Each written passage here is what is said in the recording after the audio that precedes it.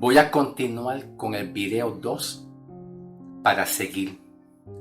Esta es la parte 2 de seguimiento con el tema que estoy hablando de la palabra justificación en la Biblia. Analizando la palabra justificación o la palabra justificado dentro del libro de Mateo y de Lucas y en el libro de Santiago también. En comparación a la palabra justificación que Dios le revela a Pablo para las iglesias, comprendiendo que en el libro de Mateo, Marcos, Lucas y Evangelio según San Juan todavía no está la formación de la iglesia. Comprendiendo que Mateo, Marcos y Lucas y Evangelio según San Juan, el apóstol Pablo no tiene nada que ver con la palabra justificación que se escribe aquí en el libro de Lucas y de Mateo, y en el libro de Santiago tampoco. ¿Ok? Solamente estoy analizando la palabra justificación o la palabra justificado que habla en el libro de Lucas y en el libro de Mateo. Más adelante pasaré al libro de Romanos, donde ahí Dios le revela a Pablo la verdadera justificación para salvación y vida eterna completamente. Pero mientras tanto vamos entonces a seguir analizando la palabra justificación fuera de las cartas de Pablo y fuera del tiempo, fuera del periodo de tiempo de la iglesia, que lo encontramos aquí en el libro de Lucas y Mateo también. ¿Estamos listos? ¿Estamos ready? ¿Estamos preparados? Así que comencemos en el nombre del Señor. Vaya buscando su Biblia. En el libro de Lucas 18, del 10 al 14. Lucas 18, del 10 hasta el 14. Vamos a comenzar a leer, comenzando desde el versículo 10, pero la palabra justificación lo vamos a encontrar en el versículo 14. Pero comenzamos primero en el versículo 10 y llegar luego al versículo 14. Comenzamos. Subieron 2 hombres al templo a orar. Uno de ellos era un fariseo y el otro hombre era un publicano del pueblo. Un publicano es un hombre pecador del pueblo. Entonces el fariseo, puesto de pies, oraba y decía de esta siguiente forma: Dios, te doy gracias porque yo no soy como los demás. Y luego empieza a describir diciendo: yo te doy gracias, Señor, porque yo no soy como los demás. Por ejemplo, un ladrón, yo no soy ladrón. Luego dice: yo no soy codicioso, yo no ando en codicia, por eso te doy gracias, porque yo no soy codicioso. Luego dice: te doy gracias también porque yo no soy adúltero. También dice: pues yo no soy como este publicanito. Cuando el fariseo dice: yo no soy como este publicanito, que sí, él es un pecador. El tipo de fariseo aquí está revelando que el hombre es salvo por sus propias acciones que realiza. El fariseo revela aquí que el hombre es justificado y salvo y aprobado por Dios por sus propias acciones de obediencia bajo la ley, diciendo que yo trato de no pecar. Y al decir que yo trato de pecar, pero sin Cristo, sin que Cristo muera por nuestro pecado, yo soy salvo. El fariseo expresa un tipo de justificación basado a los méritos y a las obras del hombre, y no basado a creer en Cristo, en un Cristo crucificado y resucitado. Eso es lo que aquí se está hablando del fariseo. Ahora vamos a ver lo que se dice del publicano. versículo 13. Pero el publicano, puesto de pies y un poquito distanciado del fariseo, ni siquiera quería levantar sus ojos al cielo, sino que se agolpeaba el pecho y decía: Dios, ten piedad de mí, que yo soy un pecador. El publicano fue justificado por un acto de reconocimiento,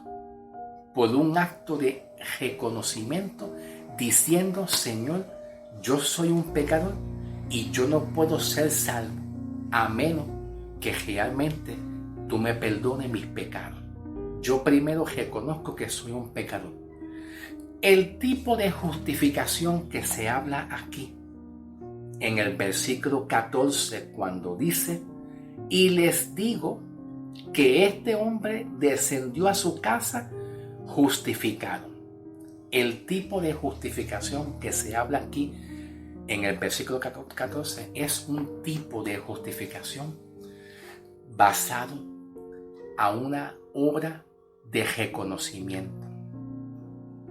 Cuando una persona reconoce que cometió un delito y tiene una buena actitud de presentarse que reconoce un delito, ese tipo de justificación pues se les conoce como una justificación también.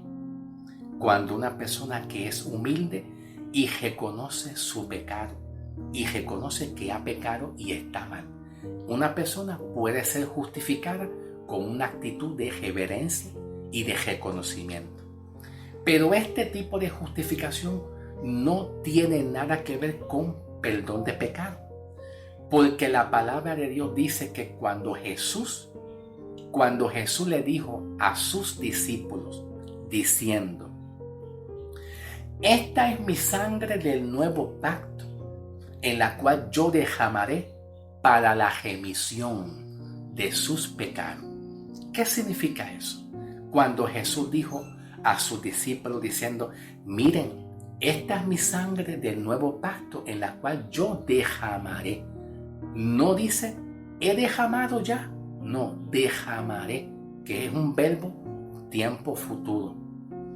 Pues significa que Jesús le dijo eso a su discípulo, queriéndole enseñar y decir que cuando hay sangre derramada de Cristo, cuando hay crucificación, sangre derramada, cuando hay sepultura de Cristo y cuando hay resurrección entre los muertos, pues entonces todos aquellos que han creído en Cristo, pues entonces serán justificados. La palabra justificado por la fe antes de Cristo, la palabra justificado antes de Cristo, no tiene nada que ver con salvación, ni tampoco con que fue perdonado sus pecados. Nada tiene que ver con la obra de Cristo. La palabra justificación antes de Cristo y incluyendo la palabra justificación en el Antiguo Testamento solamente aplica a una persona que hace un acto de obediencia solamente. Ese acto de obediencia puede ser a Dios o puede ser un acto de obediencia a los hombres. Un acto de obediencia o de reverencia ante Dios. Eso solamente aplica la palabra justificación, pero no aplica a una justificación para salvación y perdón de pecado. ¿Por qué? Porque nada tiene que ver con la cruz.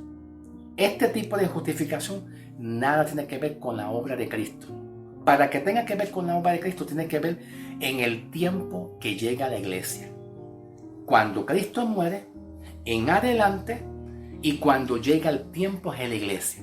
Por lo tanto, este tipo de justificación es un tipo de justificación basado a un buen comportamiento que el hombre tuvo y de reverencia que el hombre tuvo ante Dios. Fue justificado a base de una obediencia y comportamiento y actitud buena delante de Dios.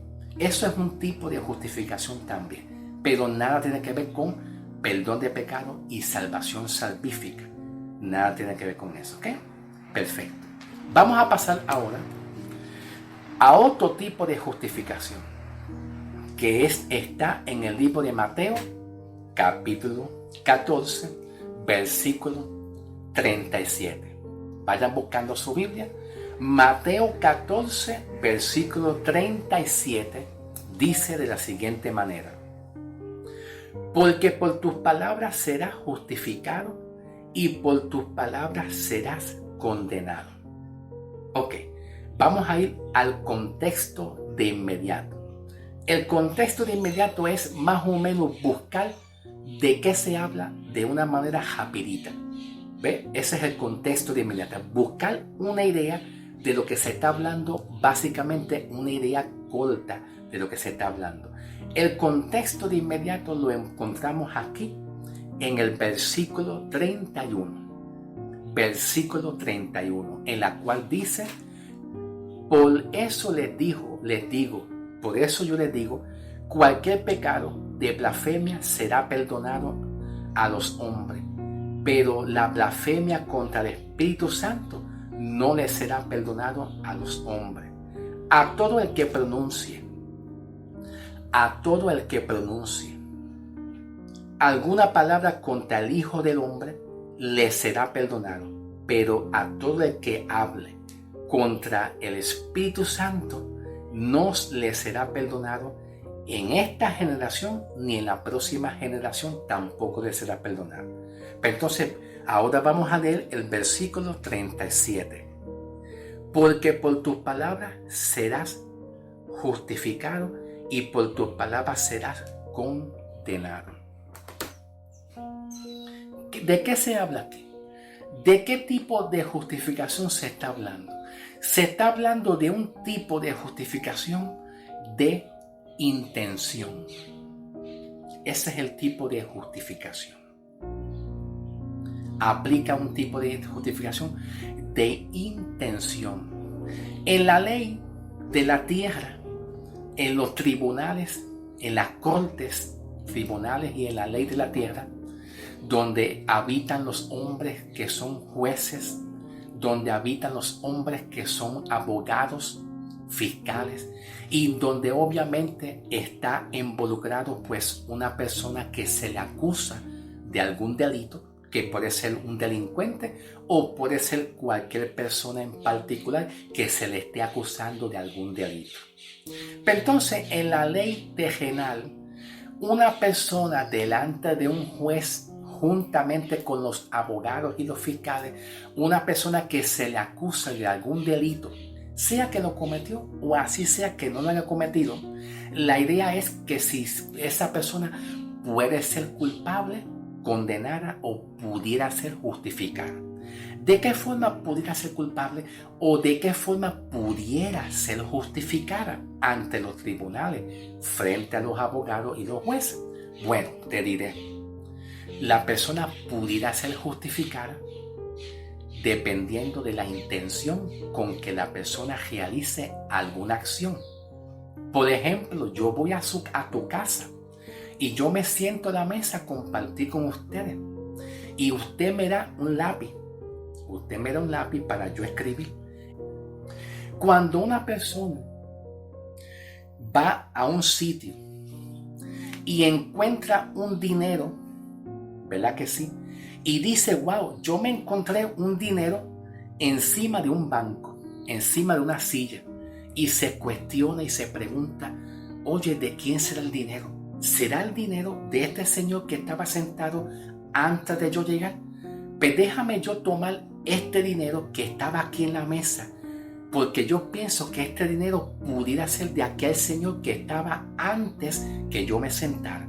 Entonces yo tomo ese dinero, voy, salgo afuera de la puerta y trato de buscar esa persona que estaba antes que yo sentado en la mesa. Y trato de buscarlo. ¿Y dónde está el Señor? Ay, Dios mío, estoy buscando hasta que lo consigo. Y digo, Señor, ven acá, Señor. Es que yo creo que este dinero es tuyo. Se le olvidó. ¿Tú me entiendes? Pero de momento el Señor dice que no es de él. Entonces, como hay unas cámaras, como dentro de la tienda o de la casa, adentro de la tienda o de la casa, hay cámaras, la cámara visualiza y captura cuando yo me llevo un dinero.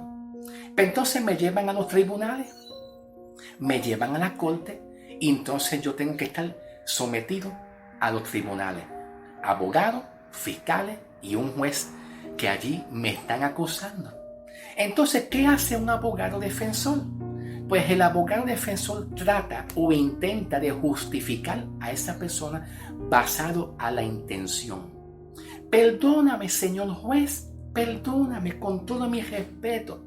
Yo no tenía intención de robarme ese dinero, señor juez. Es que yo vi ese dinero ahí y me preocupé, señor juez. Y como antes de yo llegar ahí, yo vi que un señor estaba ahí y se levantó y se fue. Pero entonces yo presumí y pensé que ese dinero era de ese señor. Y lo tomé. Sí, es verdad, señor juez, es verdad. Yo tomé el dinero en mis manos y salí por la puerta hacia afuera con el dinero en mis manos. Sí, pero salí con la intención. ¿Ve? Ahí aplica la intención criminal, que es lo que la ley habla y los abogados. Intención criminal. La intención criminal es lo que el abogado busca de una persona.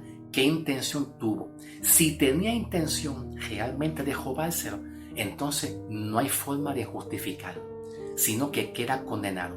Pero si la persona se le prueba bajo la ley de la intención criminal, se le prueba que no tenía intención de robárselo, sino que tenía buenas intenciones de llevarse el dinero a una persona y no de robárselo. Pero entonces el abogado lo que hace es que justifica esa acción. Es un tipo de justificación basado a la actitud, comportamiento, a buenas intenciones que una persona tiene y la persona presenta ante los demás esas buenas actitudes, comportamiento o buenas intenciones. Solamente eso. Presentar ante otras personas una buena actitud, unas buenas intenciones de decir que no tenía intención de blasfemar. Por eso es que se dice aquí, porque por tus palabras serás justificado o por tus palabras serás condenado, dependiendo. ¿Ves? Te habla aquí, depende de tu actitud, comportamiento y tu intención. Pudiera ser justificado o pudiera ser condenado. Pero nada tiene que ver con perdón de pecado. El perdón de pecado se realiza cuando Cristo muere en la cruz. Ese tipo de justificación que Pablo habla en sus cartas de Romanos y Gálatas es la justificación específicamente para perdón de pecado en la obra redentora, que es la verdadera justificación que Pablo habla. ¿Okay? Así que vamos a pasar al próximo video para seguir hablando de justificación y esta vez lo vamos a hablar en el libro de Romanos. Pasemos al próximo video número 3. ¿Ok? Seguimos.